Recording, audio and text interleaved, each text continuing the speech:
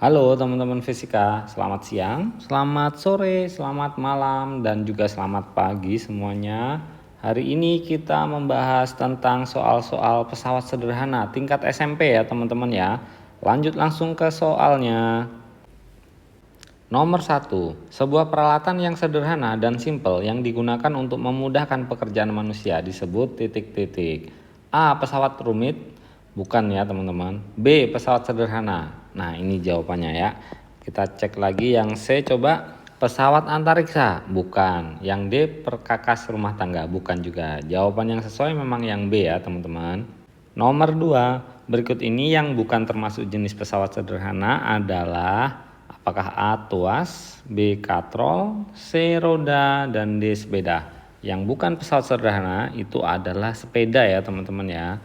Lanjut soal nomor 3. Di bawah ini adalah kelemahan pesawat sederhana bidang miring adalah A. Lebih berat, bukan. B. Jarak tempuh menjadi jauh. Nah ini teman-teman. Jadi memang mempermudah pekerjaan kita, tapi jarak yang ditempuh itu menjadi lebih jauh ya untuk bidang miring. Terus C. Sulit diterapkan, tidak sesuai. Dan D. Benda menjadi lebih ringan, tidak sesuai juga. Lanjut soal nomor 4 teman-teman. Contoh penggunaan bidang miring dalam kehidupan sehari-hari adalah A. Bermain jungkat-jungkit. Kurang sesuai. Ini adalah tuas atau pengungkit ya. B. Memindahkan pohon ke dalam truk dengan menggunakan papan. Nah ini penggunaannya biasanya menggunakan bidang miring ya teman-teman untuk mempermudah pekerjaannya. Yang C. Mengambil air dengan katrol. Ini jelas dengan katrol jadi bukan bidang miring ya. Yang D. Menurunkan barang dari atas bangunan menggunakan tali. Ini juga menggunakan katrol sepertinya. Jadi memang B ya jawabannya ya. Lanjut soal nomor 5. Berikut adalah contoh pemanfaatan bidang miring. Kecuali, ya yang tanyakan yang kecuali ya teman-teman ya. A. Gergaji. Gergaji ini termasuk bidang miring teman-teman. Ketajaman gergaji itu ada bagian bidang miringnya yang membuat gergaji bisa memotong benda ya. B. Jalan pegunungan. Ini dibuat bidang miring juga untuk mempermudah orang yang melewati jalan tersebut. C. Rantai. Nah ini bukan bidang miring ya teman-teman. Dan mur ini adalah bagian dari bidang miring juga ya. Karena skrup ataupun mur ini ulirnya yang miring itu bisa mengunci ataupun bisa menggeser mur tersebut. Lanjut soal nomor 6. Jalan di pegunungan yang dibuat berkelok-kelok memutar merupakan bentuk penerapan teknologi pesawat sederhana, yaitu bidang miring ya teman-teman yang barusan kita bahas di soal sebelumnya. Lanjut soal nomor 7. Gambar di samping adalah salah satu jenis katrol yang disebut katrol titik-titik. Katrol ada 3 teman-teman. Ini adalah jenis katrol tetap ya. Dan nanti ada katrol bergerak dan selanjutnya ada katrol majemuk ya. Dan di sini kalau gambarnya semacam ini adalah katrol tetap. Nomor 8, bagian dari tuas atau pengungkit di mana kita memberikan gaya dinamakan titik kuasa teman-teman ya, yang B. Titik tumpu itu bagian yang tidak bergerak, terus titik beban ya bebannya ya, dan titik kuasa ini memang tempat kita melakukan kerja kita ya atau gaya kita di situ. Lengan beban, lengan yang terhubung dengan beban ya, yang opsi yang D. Jawabannya memang B ya teman-teman ya. Lanjut nomor 9. Untuk membelah kayu, tukang kayu sering memanfaatkan kapak sebagai alat bantu. Berdasarkan sifatnya, kapak termasuk jenis pesawat sederhana bidang miring ya teman-teman. Opsinya yang A yang benar. Oke, kita lanjut. Nomor 10. Perhatikan daftar berikut. Oke, ada 4 buah ya. Alat yang bekerja berdasarkan prinsip pesawat sederhana adalah, kita cek, jembatan. Oh bukan teman-teman ya, bukan ini. 2. Tangga. Nah ini sesuai. Selanjutnya gerobak dorong. Dia sesuai juga ya. Dan alat semprot ini bukan bidang miring. Maaf, ini bukan pesawat sederhana ya teman-teman. Lanjut, berarti yang tepat itu adalah 2 dan 3 itu adalah yang C ya teman-teman, jawaban yang sesuai. Nomor 11. Berikut yang termasuk pesawat sederhana kecuali, kita cek yuk. Tuas, ini pesawat sederhana teman-teman. Bidang miring, pesawat sederhana juga. Eskalator, ini termasuk bidang miring tapi dia kan bergerak. Oh bukan, ini bukan ya. Terus pengungkit ini adalah salah satu bagian dari pesawat sederhana. Yang sesuai karena ini kecuali itu adalah yang C ya jawabannya teman-teman. Nomor 12. Perhatikan beberapa kegiatan berikut. 1, 2, 3, 4. Oke. Pertanyaannya, kegiatan yang menggunakan prinsip pesawat sederhana adalah, oke kita cek ya. Tukang bangunan menaikkan barang dengan katrol. Ini menggunakan pesawat sederhana katrol ya. 2. Paman memanggul karung beras. Tidak ada pesawat sederhana di sini ya teman-teman. Yang nomor 3, Amin naik sepeda di jalan menurun. Ini adalah bidang miring, pesawat sederhana ya. 4. Lukas mendorong meja sehingga bergerak, bukan pesawat sederhana ya teman-teman. Lanjut nomor 13. Perlengkapan di bawah ini yang sama prinsip kerjanya dengan gambar adalah, oke teman-teman, kita perhatikan gambarnya ya. Ada beban, titik tumpu sama kuasa. Untuk menandain ini yang dihafalkan tengahnya aja teman-teman. Ada titik tumpu di tengahnya ya. Kita cek A. Tang, gunting dan jungkat-jungkit. Oke bener. Ini titik tengahnya itu adalah tumpu. Jadi opsi yang benar sepertinya yang A ya.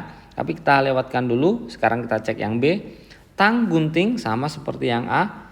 Pembuka tutup botol. Nah tidak sesuai. Ini memang bukan jawaban ya. Terus selanjutnya yang C. Gunting, pelubang kertas. Pelubang kertas bukan sama prinsipnya kayak gini ya. Berbeda ya. Sehingga ini memang bukan opsi yang benar ya. Dan yang D. Stapler. Oh stapler juga sudah tidak termasuk. Jadi memang jawaban yang sesuai adalah yang A ya teman-teman ya. Lanjut soal berikutnya. 14. Perhatikan gambar di samping. Jika berat batu 600 Newton, berarti saya tulis ini W sama dengan 600 Newton. Hitunglah gaya F yang diperlukan agar batu bergerak. Oke, di sini yang ditanyakan. Nah, kita punya ini saya sebut LW karena dia melekat dengan berat bebannya W. Terus di sini saya sebut LF karena dia melekat dengan gaya dengan F-nya.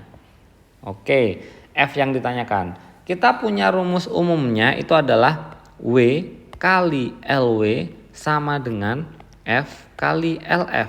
Gampang menghafalkannya seharusnya ini teman-teman ya. W kali LW sama dengan F kali LF. Kita masukkan nilainya teman-teman. W-nya adalah 600. LW-nya adalah 1, F-nya ditanyakan, dan LF-nya itu adalah 3. Setelah itu kita hitung, berarti ini sama dengan 600, terus dibagi 3. Dan setelah kita bagi, ternyata F itu sama dengan 200 Newton. Jawabannya adalah yang B teman-teman. Lanjut nomor 15. Alat-alat yang bekerja berdasarkan prinsip bidang miring adalah, kita cek, linggis, pencabut kuku, ini adalah pengukit bukan bidang miring ya. Yang B, kapak, tangga, dan skrup. Nah ini sesuai teman-teman. Jawabannya sepertinya ini memang ya. Kita cek dulu yang C, pembuka botol, skrup. Oh tidak, memang tidak ini. Dan yang D, gunting, ini sudah pengungkit ya gunting itu. Jadi bukan bidang miring. Dan jawaban yang tepat memang yang B ya teman-teman. Lanjut soal berikutnya. Sebuah batu beratnya 50 Newton diangkat dengan menggunakan tuas. Oke, kita tulis dulu beratnya adalah 50 Newton. Jika gaya yang diberikan sebesar 25 Newton, berarti F ya gaya 25 Newton. Keuntungan mekaniknya adalah, yang ditanyakan adalah KM ya teman-teman. Keuntungan mekanisnya sama dengan berapa? Oke, kita punya rumus umum untuk keuntungan mekanis itu sama dengan W dibagi dengan F teman-teman. Dan itu sama dengan 50 dibagi 25 sama dengan 2 ya. Jawaban yang sesuai adalah yang A teman-teman. Lanjut soal nomor 17. Untuk memindahkan drum ke dalam truk digunakan A obeng, B palu, C tuas, D bidang miring. Yang sesuai adalah bidang miring ya teman-teman untuk mempermudah pekerjaannya. 18. Sebuah tongkat digunakan untuk memindahkan batu seberat 15 Newton. Berarti kita tulis W sama dengan 15 Newton. Jika gaya yang diberikan sebesar 5 Newton, berarti F sama dengan 5 Newton. Dan jarak titik tumpu ke beban 0,2 meter. Berarti ini adalah LW teman-teman, lengan beban itu adalah 0,2 meter. Maka panjang lengan kuasanya berarti LF yang ditanyakan ya. Lengan kuasa atau lengan gaya. Terkadang disebut LK, terkadang disebut LF. Saya lebih cocok menyebut dengan LF teman-teman.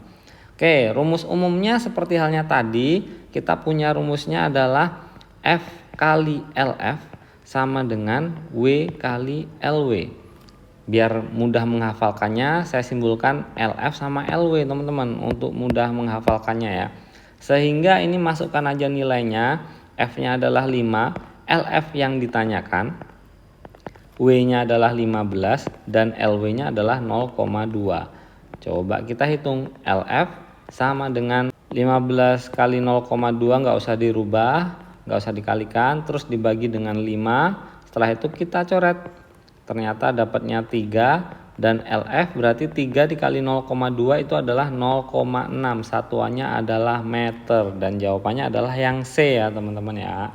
Lanjut soal berikutnya. Perhatikan pesawat sederhana di bawah. Jenis yang mempunyai prinsip kerja berbeda dengan yang lainnya adalah, oke kita cek teman-teman. Ini bidang miring. Ini bidang miring. Ini tuas atau pengungkit, ini bidang miring. Jadi yang tidak sama prinsip kerjanya itu adalah ini adalah tuas sendiri ya, yang lainnya bidang miring. Lanjut soal nomor 20. Perhatikan gambar di samping. Gaya yang diperlukan untuk mengangkat beban adalah yang ditanyakan ini teman-teman ya. Sebelumnya kita tulis dulu yang diketahui di sini. Ini adalah LW karena melekat dengan bebannya disebut LW. Terus ini adalah LF, itu karena melekat dengan F-nya disebut LF. Selanjutnya kita punya masanya juga ini 50 kg. Dari sini kita rubah ke Newton ya, berarti berat sama dengan massa kali gravitasi. Teman-teman harus hafal gravitasi itu nilainya 10 ya. 50 kali 10 dan itu sama dengan 500 Newton, itu W-nya. Nah, untuk mencari F yang ini, teman-teman kita pakai rumus yang sebelumnya tadi. Yang rumusnya adalah F kali LF sama dengan W kali LW. Dan kita masukkan nilainya.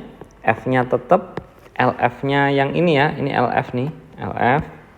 Masukkan 0,8.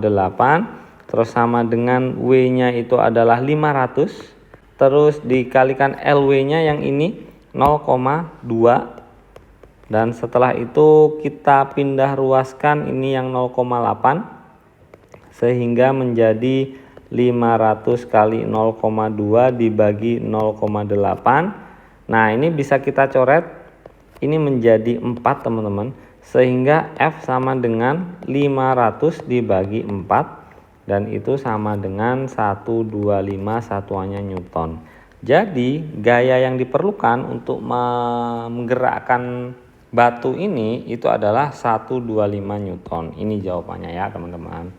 Oke, sepertinya cukup untuk part pertama ini dan sampai jumpa lagi di pembahasan part berikutnya. Thank you.